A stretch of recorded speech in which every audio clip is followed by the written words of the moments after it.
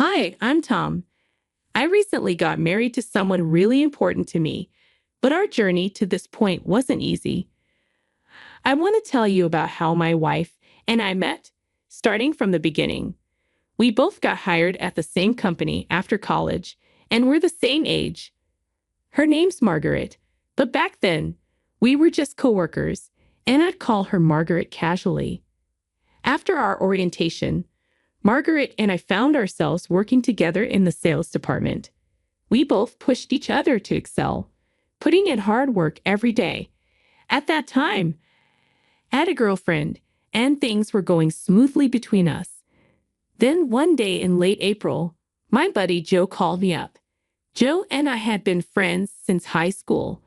Although we went to different colleges, we used to hang out occasionally, just us guys. Joe said, "Hey, I've got a couple of tickets for an amusement park. Want to double date with our girlfriends?" I'd never been on a double date before, so it felt a bit strange, but it sounded like it could be a fun experience. My girlfriend was also keen on the idea, so we agreed to go. During the long weekend, on the date of our double date, we met up at the amusement park. I stepped out of my car and called out to Joe, who waved back enthusiastically, saying, "Hey, long time no see." Despite knowing that we both had girlfriends, we hadn't met them or even knew their names before. Feeling a bit nervous, we introduced our partners, saying, "This is Margaret. Nice to meet you." When I saw the girl getting out of Joe's car, I exclaimed, "Wait, Margaret, is that you, Tom?" We both looked at each other and burst out laughing. It turned out that Joe's girlfriend was none other than my coworker, Margaret. "No way. I knew you were in sales.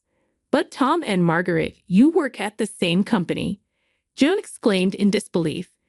It was such a surprising coincidence that all we could do was laugh, enjoying the moment like kids at an amusement park. Later, during lunch, they said they had something to share with me. Joe and Margaret had plans to tie the knot in June, although they hadn't set a specific date yet. They mentioned they wanted to wait until they had saved enough money for the wedding. Finally, on a fortunate day in June, Joe and Margaret exchanged vows. Margaret decided to keep her last name. I heard that since they got married, Margaret has been preparing Joe's lunch every day. I listened to all these romantic tales, but meanwhile, I experienced heartbreak when my girlfriend broke up with me that autumn. Ever since she learned about Joe and Margaret's wedding plans, she had been contemplating our relationship's future. I had been pondering it too, but her words hit me hard. "I can't see a future with you," she said. When I asked if I had done something wrong, her response was vague along the lines of, "It just doesn't feel right. Let's leave the past behind." I tried to accept it, but it was difficult to swallow. Joe and Margaret were there for me when I needed support and encouragement. Despite being newly married, they would invite me over for drinks to cheer me up. The three of us, along with other close friends and coworkers, started spending more time together. I thought this wonderful bond would last forever after Joe and Margaret's wedding. However, as the new year arrived and spring approached, marking our second year at the company, something unexpected happened. One Monday morning, Margaret was missing from work. I began to wonder if she was taking an unusual day off when my phone rang. It was a call from an old high school friend, sounding rushed and serious. Without preamble, he delivered the devastating news. Joe had an accident. I was stunned, unable to comprehend the words. "What? Joe, you must be joking. What do you mean he's gone?" The news hit me like a ton of bricks. The accident had occurred the previous night, leaving me in disbelief. Joe was sitting in the passenger seat of a friend's car when another vehicle, driven by a dozing driver, collided with theirs. Despite being rushed into emergency surgery, Joe tragically passed away in the early hours. I attended his funeral, unable to contain my tears as I mourned the loss of my dear friend. The harsh reality of his absence weighed heavily on me. Margaret initially held her composure but broke down in tears during the service. Unable to bear seeing her in such pain, I covered my face with a handkerchief, trying to mask my own grief. Afterwards, Margaret took a month off from work. When she returned, she had visibly lost weight, a physical manifestation of her grief. She approached my desk to express her gratitude for the emails I had sent during her absence, apologizing for causing any worry. Despite her smile, I could sense that she was still struggling. Margaret confided in me about the difficulty of coping with Joe's loss, especially during the lonely nights. She appreciated the messages I had sent, as they reminded her to try to maintain some semblance of normalcy. Even if it was just a sandwich, receiving an email from me motivated her to eat. Witnessing Margaret's pain, I couldn't bring myself to offer empty platitudes like, "I hope you feel better soon." Instead, I suggested going out for dinner after work to provide some comfort. Although she initially declined, citing her reluctance to socialize, we persisted in our invitations until she finally accepted. Margaret's appetite was modest, but seeing her enjoy the food and eat a little brought some relief to my heart. After dinner, as we walked home together along the dimly lit streets, Margaret began to speak about Joe. "He's in the cemetery now, and all I have left at home is his portrait. I feel so alone." Her tears flowed freely, and all I could offer was my handkerchief and a comforting touch on her back. Her grief over losing Joe was profound, leaving me at a loss for words. "I'm sorry," I murmured softly. "Thank you," Margaret replied amidst her tears, before resuming her walk. Initially planning to accompany her only part of the way, I couldn't bear to leave her alone in her sorrow, so I walked her all the way home. Once there, I lit a candle in Joe's memory.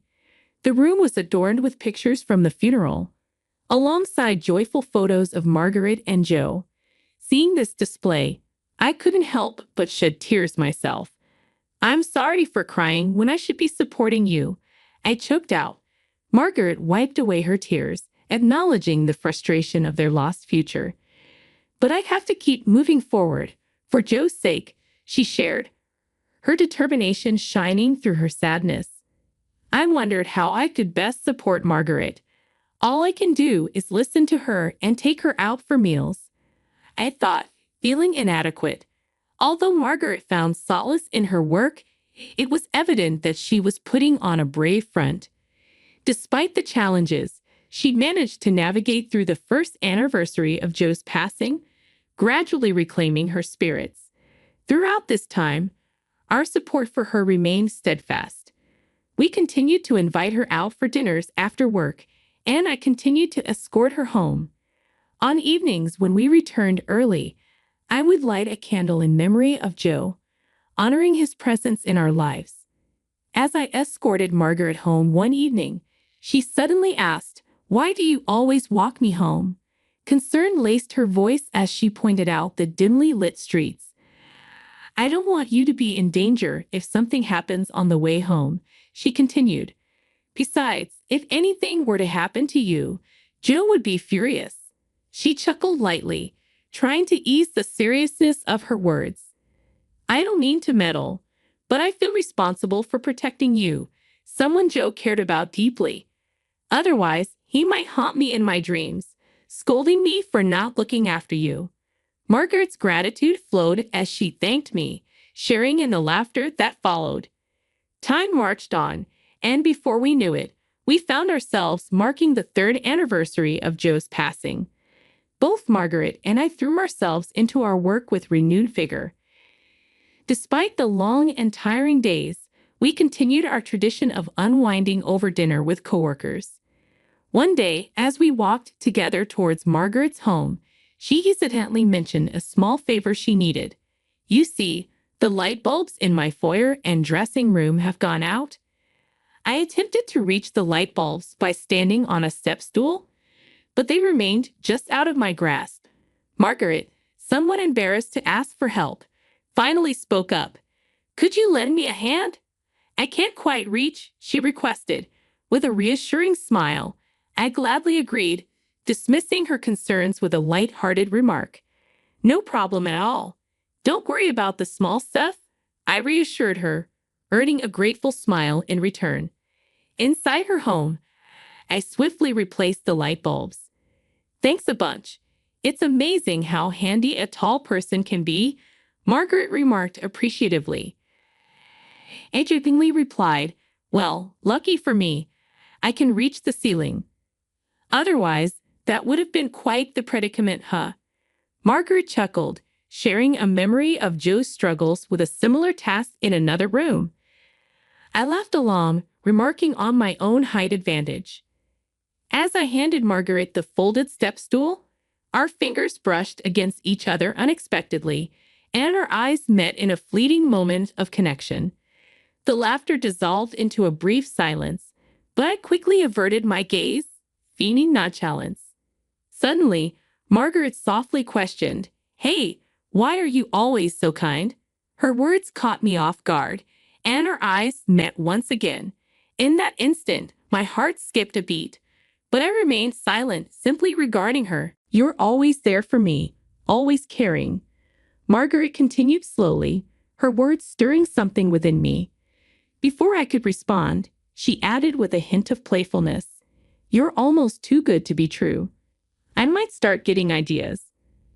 A rush of emotion surged through me, but Margaret quickly dismissed her remark, attributing it to perhaps being a little tipsy. She moved to put away the step stool as if nothing had happened. However, I found myself unable to let the moment pass. Before I could second-guess myself, I reached out and enveloped her in a tender hug from behind. A quiet moment passed between us. I could sense Margaret's warmth seeping through my embrace, and suddenly it hit me. The desire to protect Margaret surged within me, transcending the bounds of mere friendship or coworker camaraderie. I realized I was falling for her, yet just as quickly as the realization dawned on me, a vivid image of my dear friend Joe flashed through my mind, causing me to reluctantly loosen my grip on Margaret. "Sorry, I think I might have had a bit too much to drink," I mumbled apologetically, attempting to diffuse the tension. Margaret shook her head, her eyes glistening with unshed tears. As she turned towards me, a solitary tear trickled down her cheek. My gaze drifted to Joe's framed photograph, and without uttering a word, I approached it and lit a silent candle in my heart, silently begging for forgiveness. "See you at work tomorrow," I murmured to Margaret before quietly departing her home. The following day at the office, we went about our tasks as if nothing had transpired. Yet, with every exchanged glance, an unspoken weight hung heavy between us. I suspected Margaret felt it too. This silent dance continued for some time, till one evening, as I escorted Margaret home after dinner with coworkers, an unusual silence enveloped us. Sensing the unspoken words that had been lingering between us, it came to a halt, and Margaret followed suit. Summoning all my courage, I finally voiced my feelings.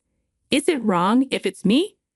I'd want to stand by your side in any capacity," I confessed, my words brimming with sincerity.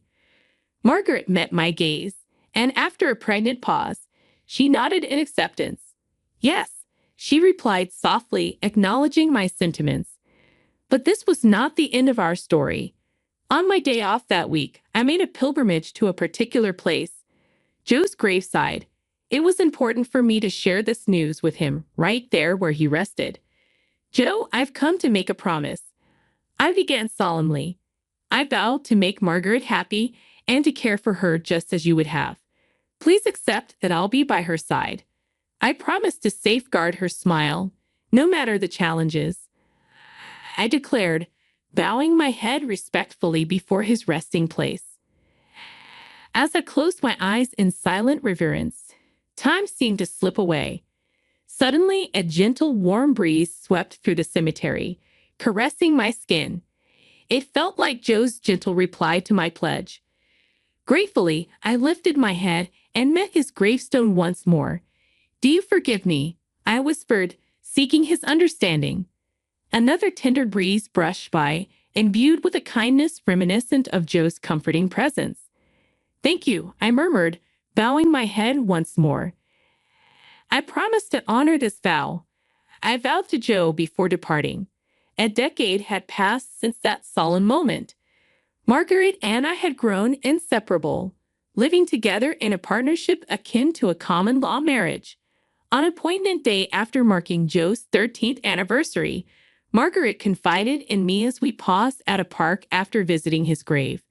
With trembling hands, she revealed a marriage license, her eyes brimming with emotion. I embraced Margaret tightly, assuring her that there was no need for apologies. Remember, we said any form of us is just right. I reminded her, attempting to lighten the mood. Margaret's tears flowed freely, but she nodded in agreement, managing a fragile smile.